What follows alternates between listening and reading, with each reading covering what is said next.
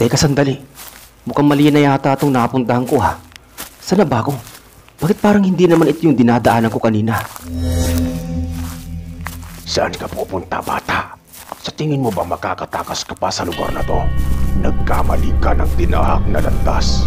Ang lugar na ito ay baluarte ko. At ngayong gabi, ikaw ang magiging masarap kong hapunan.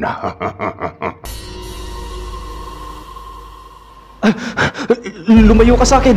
Kailangan ko na makauwi. Hinahanap na ako sa amin. Sabi nang lumayo ka sa akin. Hetong sa'yo.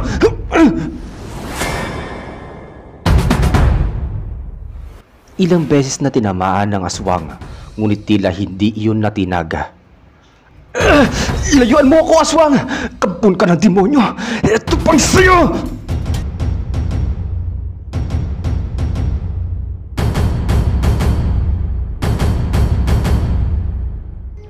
Bago po natin simulan ang buong kwento, kung bago pa lamang po kayo sa aming channel, ay huwag niyo pong kalimutang mag-subscribe, like, share, and comment. Maraming salamat. Tara, kwentuhan tayo. Tahimik kaakit-akit, malaparaiso. Ganyan maisasalarawan ang lalawigan ng Mindoro. Kilala itong lugar na hindi nawawala sa listahan ng mga turista anumang uri ng panahon. Ngunit sa isang sulok at liblib na baryo kung saan ay naroon ang mga mayayabong na punong kahoy at matatalas na talahiba, nagsimula ang isang kababalaghan na hindi inaasahan ng lahat. Sa isang bahagi ng pook ay naninirahan ang matandang bulag na albularyo na si Lolo Jaime. Kasama niya roon ang apo na si Pakinga. Maagang naulila sa mga magulang si Pakinga. Namatay ang kanyang ina noong siya ay pinapanganak dahil natuyuan ito ng tubig sa katawan. At iniwan naman ng kanyang ama ang kanyang ina nang malaman na buntis ito.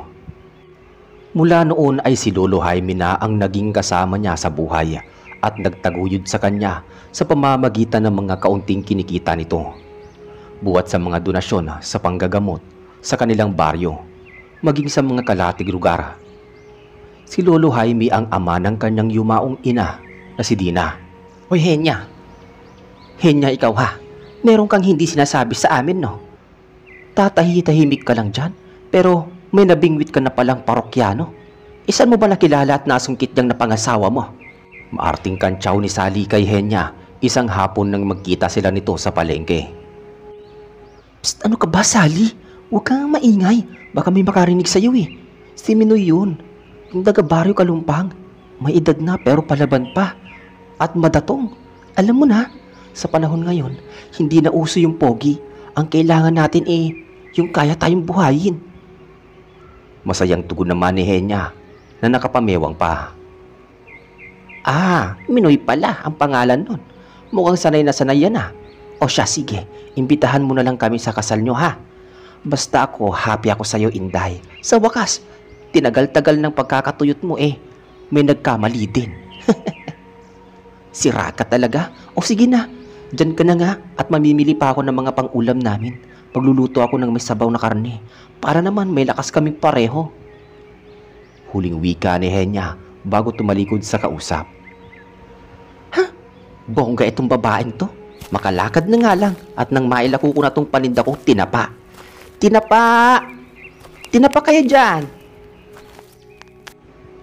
Sa di kalayuan ay hindi nila napansin na nakikinig pala sa kanilang usapan ang binatilyo na si Pakinga.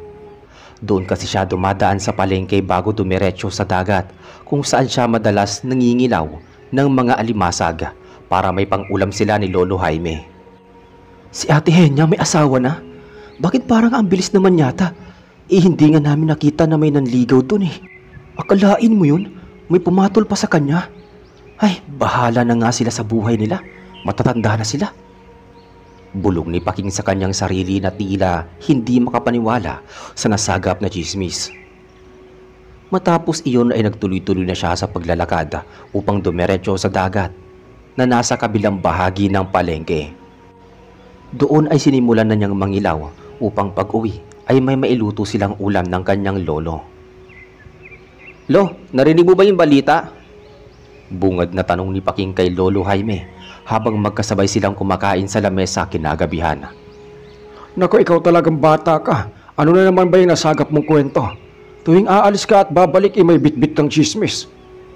Hindi Lo, kakaiba to. Hindi lang to basta-basta kwentong baryo. Kasi si Ate Henya pala may asawa na. Nabalitaan ba ninyo na may nanligaw doon? Ano naman kung may asawa na yung tao? Natural lang na mag-aasawa yon. May edad na yun eh. Saka wag mo nang pakialaman ang buhay ng ibang kapitbahay natin, Paking. Hindi tama yung ginagawa mong pakikialam. Kumain ka na nga lang dyan at nang makatulog na tayo ng maaga. Sus, kunwari ka pa Lo. Alam ko namang bukas na bukas din itatanong mo rin sa akin kung anong bagong kwento dito sa baryo. Taga saan naman daw yung napangasawa ni Henya? Naitanong mo ba? Sabi na nga ba Alam mo Lo, chismoso ka rin Kumain ka na nga lang dyan nang makatulog na tayo ng maaga. Matapos iyon ay sabay silang nagtawanan at napuno ng kanilang mga boses ang maliit na kubo na kanilang tinitirhan. Ganoon sila kasaya palagi, bagamat dalawa lamang silang palagi magkasama na namumuhay, ay kontento sila at sapat na para sa kanila ang pang-araw-araw nilang buhay. Madalas ay umaasa lamang si Lolo Jaime sa mga ibinabayad sa kanya mula sa panggagamot gaya ng prutas, sariwang mga gulay, itlog, sariwang manok at kung ano-ano pa.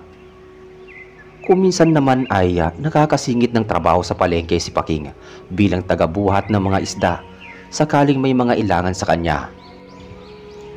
Ngunit madalas ay nangingilaw lamang siya ng mga alimasag sa dagat upang ibenta at ulamin naman nila ang matitira. Kinabukasan hapon yun at oras muli ng pagtungo ni Paking sa dagat upang manguha ng alimasag at gaya nga ng dati, mapapadaan muna siya sa palengke bago lumusot sa pinakadalampasigan ng karagatan at nagulat siya nang bigla ay lumitaw sa kanyang harapan ang matandang babae na si Aling Baning at hinawakan nito ang kanyang braso. Ang bango-bango mo, Iho. Ang sarap ng dugo at laman mo. Ang sarap mong kainin. Teka po, Aling Baning. Bitawan niyo po ako. Bitawan niyo yung braso ko, nasasaktan po ako Pagpiglas niya kaagad na mga binitawan ng matanda ang braso niya. Matapos iyon ay tumawa ito ng malakas habang tumutulo ang laway sa bibig bago muling nagsalita. Ang mga katulad mo ay mahirap iwasan na kainin at lantakan. Sariwa ang iyong dugo, atay at puso. Kaya mag-iingat ka. Wika pa nito kasunod ng nakakatakot na halakhak. Matapos nun ay kinilabutang nagtatatakbo pa uwi si Paking. Sa takot ay ipinasya na lamang niya na huwag na munang mangilaw ng alimasag ng gabing yun. Nagsasabi po ako ng totoo Lo. Hinawakan pa nga niya yung braso ko Mahigpit, parang ayaw niya akong pakawalan. Tapos nakita ko tumutulo yung laway niya at ang sama ng tingin niya sa akin. Hindi ka na nasanay kay Baning. Alam mo naman na simula pa noon ay ganun na yon. Dito na ako lumaki at tumira sa baryo Marilaga. At halos kaedaran ko na rin ang matandang yon. Kaya alam kong ganoon talaga siya. Bueno, hayaan mo na at baka nagugutom lang yon. Alam mo namang wala ng pamilya yon. Kaya wala talaga nagpapakain sa kanya maliban sa sarili niya. Yun nga po ang pinagtataka ko Lolo Bakit hanggang ngayon buhay pa rin siya? Di ba nga, wala naman nagpapakain sa kanya. Umaasa lang naman siya sa mga abot ng mga tao at napupulot niyang pagkain sa basura, di ba? Pero hindi yun sapat para mabuhay siya ng ganoong katagal. Paking apo, kung ano man ang dahilan kung bakit hanggang ngayon ibuhay pa rin si Baning, wala na tayong pakialam doon. Ang mahalaga, hindi niya tayo inaabala. Teka, bakit ba ang dami mong tanong? Magpahinga ka na nga lang at bukas ka na lang lumakad para mangilaw. Wala lang Lo. Naisip ko lang din kasi o baka nagkataon lang. Di ba nung nakaraang linggo lang natagpuan yung bangkay ni Kuya Eman sa burol? Tapos yung pagkamatay niya parang kakaiba. Parang hindi tao yung gumawa Alam ko na kung anong ibig mong sabihin apo.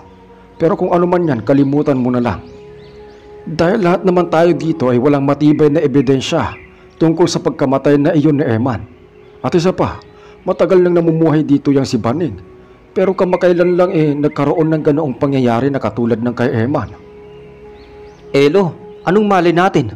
Baka ngayon lang natuklasan ni Aling Baning yung kakayahan niya. At nung nagawa niya na ng isang beses, nagustuhan niya na. Di ba yun yung sabi mo sa akin noon? Kapag nasimulan ng makatikim ng laman ng tao ang isang aswang, ituloy-tuloy na yun.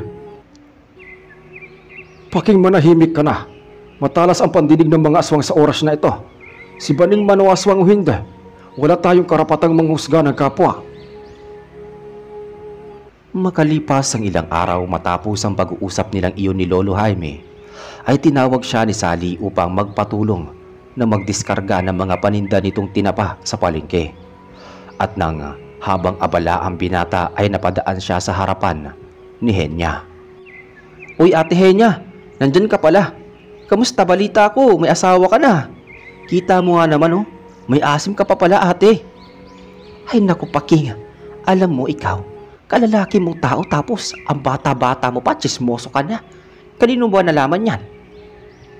Sus, narinig ko kaya yung usapan ninyo ni Ate Sally nung nakaraan. Kilig na kilig ka pa nga eh. Pero seryoso ate, sino o taga saan naman yung malas na maswerteng nalambat mo? Taga Baryo Kalumpang. Doon sa tawid dagat.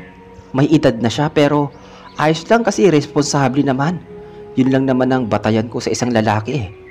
Teka, bakit ba interesado ka? Gusto mo na rin bang mag-asawa? Wala pa sa pag-iisip ko yan Ate Henya. Saka sa gwapo kong to, naku, taga Maynila ang gusto kong mapangasawa. Ayoko ng taga probinsya. Nako, ewan ko sa'yo Paking. Umiiral na naman yung kayabangan mo. Wala siguro kayong salamin sa bahay ninyo, no? Sige na, dyan ka na at mamimili pa ako ng karne para sa sabawan. Teka lang Ate Henya, huwag ka munang umalis. May tatanong pa ako sa'yo eh. Ay nako, ano na naman ba kasi yan? Nabalitaan ba ninyo yung nangyari kay Kuya Eman? Para kasing walang nakakaalam ng tungkol sa kanya eh. Kasi hindi naman napag-usapan dito sa baryo. Iyon ba? Oo, kawawa nga eh. Ang bata pa ni Eman para mangyari sa kanya yon. Bakit mo naman natanong? Ang bulong-bulungan kasi dito sa atin ate, aswang daw ang pumatay sa kanya. Kasi grabe yung nangyari. Nakita ko yung katawan niya noon bago siya binalot sa sako ng mga kumuha ng bangkay niya. Tigilan mo nga yung kakaaswang-aswang mo dyan, Paking. Sa tinagal-tagal na natin nakatira dito sa baryo, wala namang nangyayaring ganyan. Lalang naisip ko lang ate, paano nga kung totoo? Sino kayang pwedeng gumawa nun at sino naman kaya ang aswang dito sa baryo natin, no? Ikaw, sa palagay mo, sino ba ang pinagdududahan mo? Ako kasi may isang tao akong hinihinala simula pa noon. Bahagyang nilapit ni Paking ang bibig sa tenga ng kausap at may binulong ito. Ilang saglit lang ay tila namilog ang mga mata ni Henya sa kanyang narinig bago muling nagsalita. Pareho naman pala tayo ng hinala eh. Saka isipin mo Paking ha, bakit naman sasabihin sa'yo yun ng tao kung normal at matinong pag-iisip niya? Ha? Yun na nga ate, isa pa, grabe kasi yung titig niya sa akin. Nakakatakot talaga. Parang kakainin niya na ako ng buhay ng oras na yun. Kaya ikaw Paking, umiwas-iwas ka sa matandang yun. Baka mabalitaan na lang namin isang araw. Nandun ka na sa kakahuyan at hiwa-hiwalay ang katawan mo. Sa sinabing iyon ay tila kinilabutan ang binata sa kakinatok ang kanyang kamao sa dingding ng plywood ng tindahan ni Sally. Uy Ate Henya, huwag ka naman ganyan. Ang dami-dami ko pang pangarap sa buhay. Gusto ko pang ipagawa ng magandang matibay na bahay si Lolo Jaime. Mabuti pa, mamalengke ka na. Baka nagugutom na yung syota mong pogi. Manahimik ka nga dyan. Ikaw itong nagsimula ng kwento tapos ikaw pala itong matatakot. Hayaan mo. Isa sa mga araw na to dadalawin ka nun ni Aling Baning.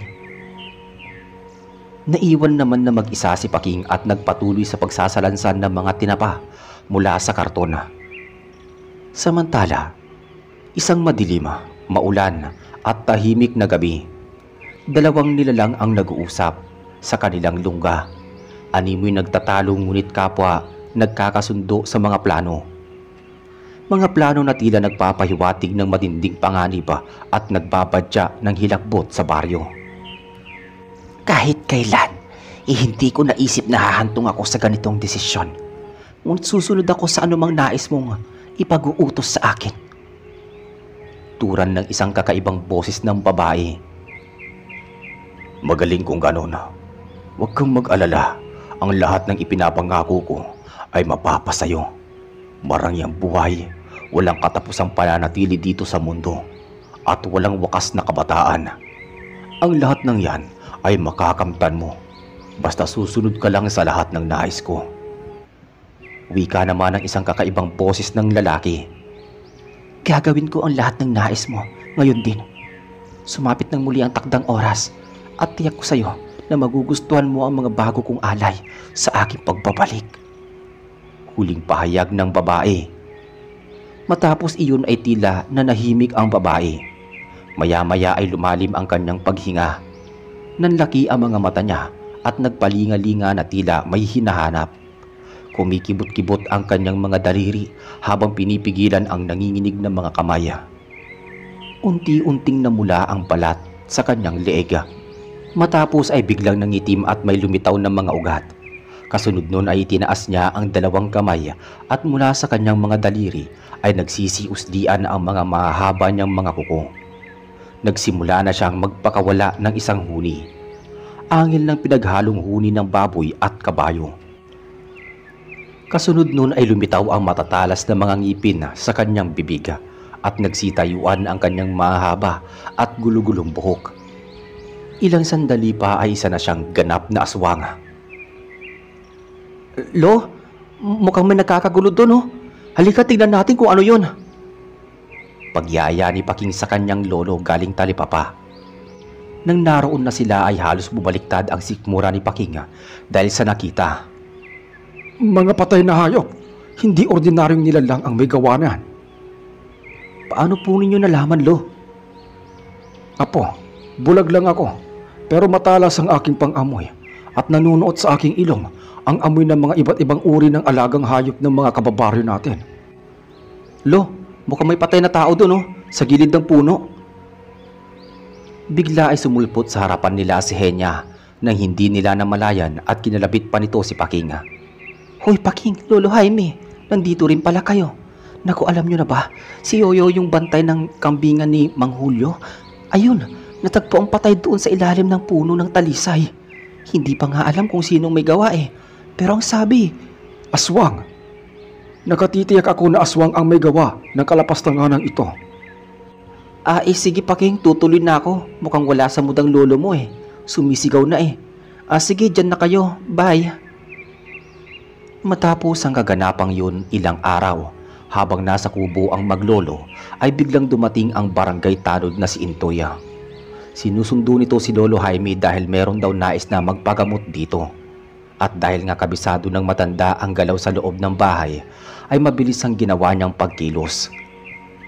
Ilang minuto lang ay magkakasama na nilang binaybay ang daan patungo sa bahay ng magpapagamot. Kasama ng matanda ang apo na si Paking. May mga pagkakataon na isinasama niya ito at unti-unting tinuturuan ng mga pangunahing ritual na madaling matutunan at matandaan. Nang makarating sa bahay ng may sakit, ay bahagyang napahinto ang matanda sa pintuan. Sa bungad pa lamang nun ay naramdaman na kaagad niya ang mabigat na enerhiya. Napaupo si Lolo Jaime sa harapan ng batang babae na nasa edad 15. Isinandal niya ang hawak na patpat na palagi niyang daladala sa gilid ng papag.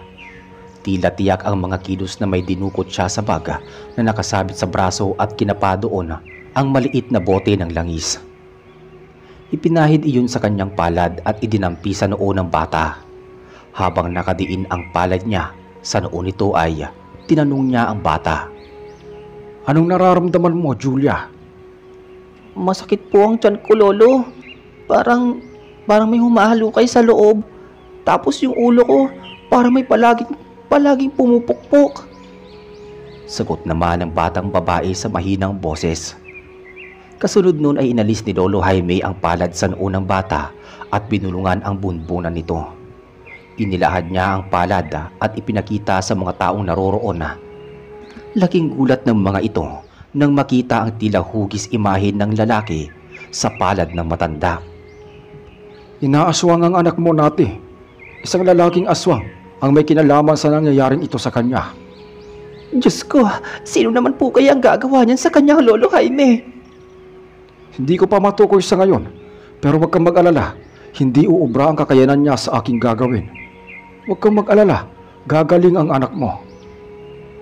Matapos nun ay muli itong dumukot at kinapa ang loob ng kanyang baga at mula doon ay inilabas niya ang maliit na telang pula na tila nakabalot. Ipinabukas niya iyon kay Pakinga at tumambad sa kanila ang laman ng tela. Isang kulay gintong hugis bituin na may mga tinik sa bawat gilid. Idinampi niya iyon sa tiyan ni Julia. Kaagad na tila nakadama ng init ang bata at saglit na nanginig ang katawan nito. Kasabay noon ay ang pag-usal ng matanda ng mga orasyon sa pabulong na boses. Kasunod noon ay muli niyang tinakpan ng telang pula ang hugis bituin habang patuloy pa rin sa pag-uorasyon. Ilang minuto lang ang lumipas ay muli niyang inalis ang tela at nakita nila na ang bagay na hugis bituin kanina ay biglang natuyot at bigla na ibinilad sa sikat ng araw. Hindi ka na niya gagambalain pa, ngunit kailangan na ninyo ito. Ito ang dahon ng bulak araw. Pausukan mo ang isang piraso nito at itupi mo sa 3 bago ilagay sa kanyang inuming tubig. Tuwing alas 6 ng gabi yon, gawin mo yon sa loob ng 7 araw. Matapos iyon ay isa-isa nang iniligpit ni Paking ang mga kagamitan ng kanyang lolo. Alam niya na tapos na ang ritual nito kapag hinawakan na nitong muli ang patpat na palagi nitong bitbit. Nagpasalamat naman si Nati sa kanila at nag-abot pa ng kaunting halaga na inilagay nito sa bulsa ng matanda bago sila tuluyan ng nagpaalam para umuwi. Kinagabihan, sa isang madilim at tahimik na bahay, ay isang lalaki ang tila naghihimutok sa galit at tila hindi matanggap ang nangyaring pagkatalo. Galit na galit ito habang nagsasalita at kausap ang isang babae. Ang walang hiyang matandang pulag na yon, nakialam pa talaga. Makikita niya, magbabayad siya sa ginawa niya. Napakahina mo naman kasi. Isang pipitsuging bulag na matanda lang pala makakasupil sa kapangyarihan mo. Nasaan ang nakilala ko noon na malakas at may hawak ng pinakamabisang sumpa? Hindi maaari. Hindi ako makakapayag. Nang sumunod na gabi, isang malagim na pangyayari ang halos tumapos sa buong baryo ng Marilaga. Sa ilalim ng asul na buwan at malamnam na ulap, unti-unting bumalot ang katahimikan.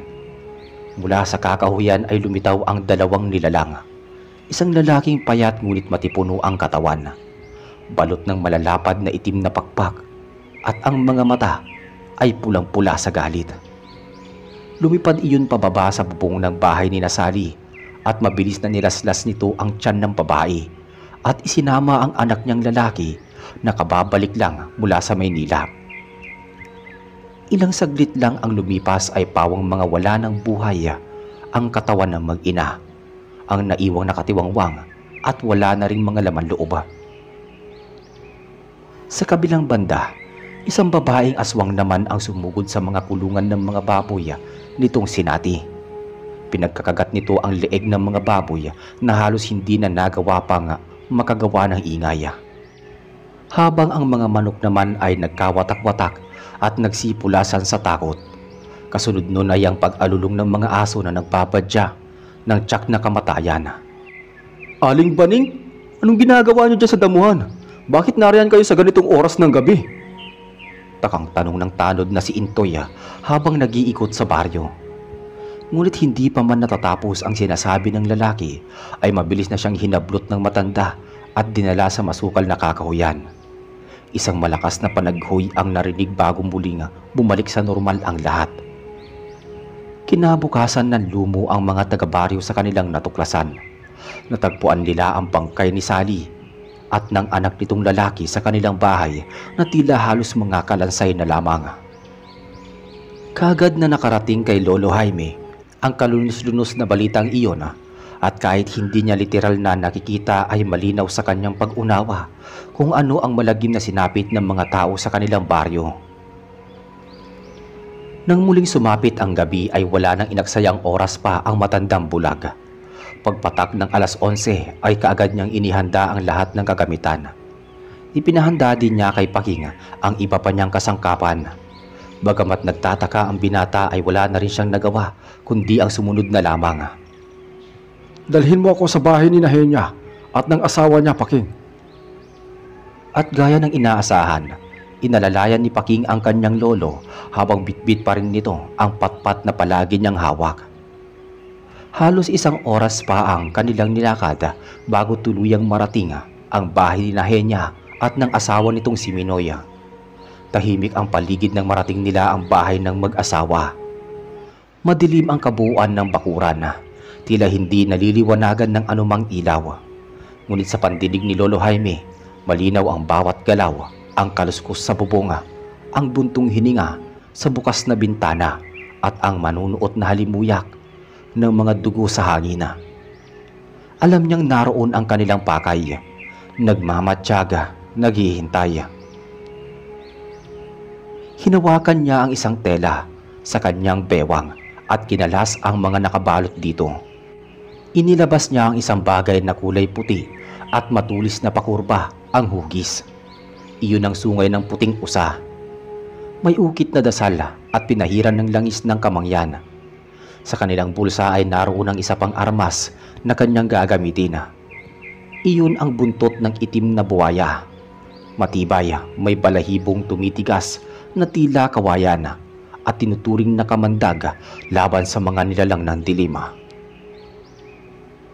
Tahimik silang pumasok habang inaalalayan siya ng apo na si Paking, na bagamat kabado ay sumusunod lamang sa bawat kilos ng kanyang lolo. Hanggang sa bigla ay isang anino ang sumalubong sa kanila mula sa kisame. Si Minoy. Ang anyo niya ay kalahating tao at kalahating hayop. May mahabang kuko, nanlilimahid ang mukha sa dugo at ang mga mata ay pulang-pula. Mabilis na kumilos si Lolo Jaime, bagamat bulak ay sinundan niya ang huni ng hangin sa paggalaw ni Minoy. Itinaas niya ang sungay ng puting usa at hinambalos ito ng pabilog. Tumalima iyon sa balikat ng halimaw, dahilan upang ito'y umatras habang tumitili. Sumunod na umatake naman si Henya, ang dati maganda at masayahing babae.